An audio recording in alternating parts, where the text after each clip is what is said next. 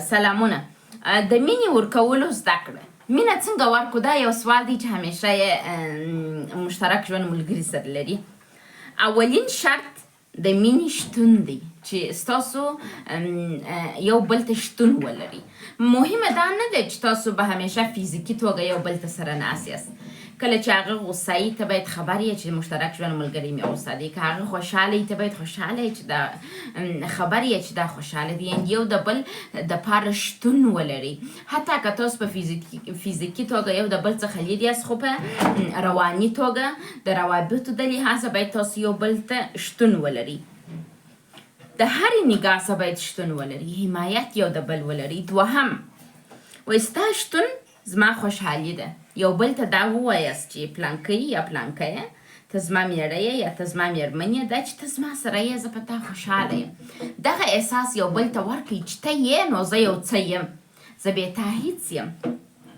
درېیم، زه پوهېږم ښه نه یې، خواشینی یې، زه در سره یم. دا یعنې باید خبر یې احساس ولري چې کله دې ملګری غمګین دی ته به خبره یې، ځان به خبرې. مثلا ودې لیدل چې د ژوند ملګری چې خفه دی، ورته ویل زه احساس کوم چې ته خفه یې، زه پوهېږم چې ته خفه یې، خو که ته په هر شي سمیږې ما ته ووایې، زه څه کار کولی شم ستا دپاره چې تا خوشحاله کړم، تا خفه یې، زه دلته ستا سره یم. دا ډاډ ورکړه چې ته غمګین یې نو زه ستا سره یم. څلورم، زه خفه یم او ته یې سبب یې، لطفا زما سره واوسېږه او راسه خبرې وکړو چې دا مشکل حل کړو. تازه خواشینی کړی یم. دغه کار که تاسو په مینه کې اجرا کوئ چې هم شتون ولرئ، هم یو د بل په شتون باندې خوشحاله یاست، هم یو د بل غم درک کوئ او د غم په حالت کې یو د بل سره واوسېږئ. او څلورم چې شي، کله چې تاسو خپله خفه سئ او د مشکل سره مخ سئ، خپل د ژوند ملګري ته ووایاست چې زه ستا څخه خفه یم او دغه مشکلات لرم. پنځم، وایي کله چې دواړه سم یاست، خوشحاله ښکارئ، نو یو بل ته ووایاست چې ولا موږ دواړه نن خوشحاله یو، موږ دواړه نن ښه احساس لرو، راځه یو د بل سره خبرې وکړو، راځه یو د بل سره مینه وکړو، راځه یو د بل سره ته وخت ورکړو.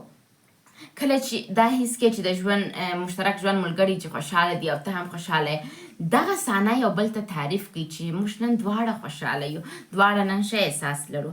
شپږم، وایي ته صحیح یې. کله چې بعض وخت تاسو د جنګ سره مخ کېږئ یا د دعوو سره یا د بعض شیانو سره، کوشش کوئ مقابل طرف ومنئ چې سمه ده.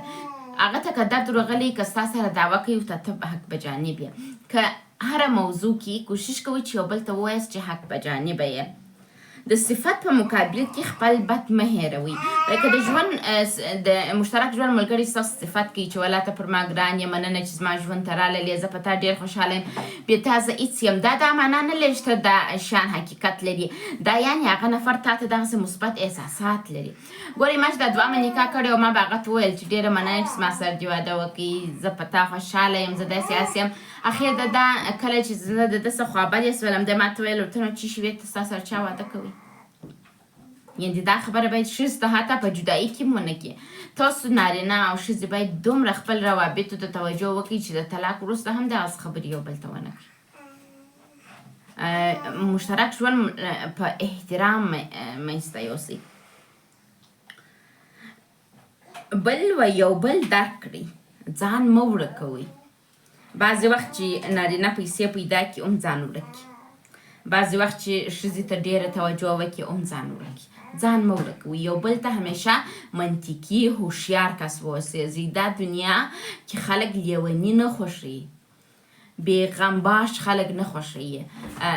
د ټولو انسانانو خوشحاله انسانان خوښېږي، مثبت انسانان یې خوښېږي، هغه کسان یې خوښېږي چې ډېر ښه غوږ ورته نیسي. نو د چا د اوږو بار مه جوړېږئ. کوشش وکړئ د یو چا د اوږو څخه بار ایسته کړئ.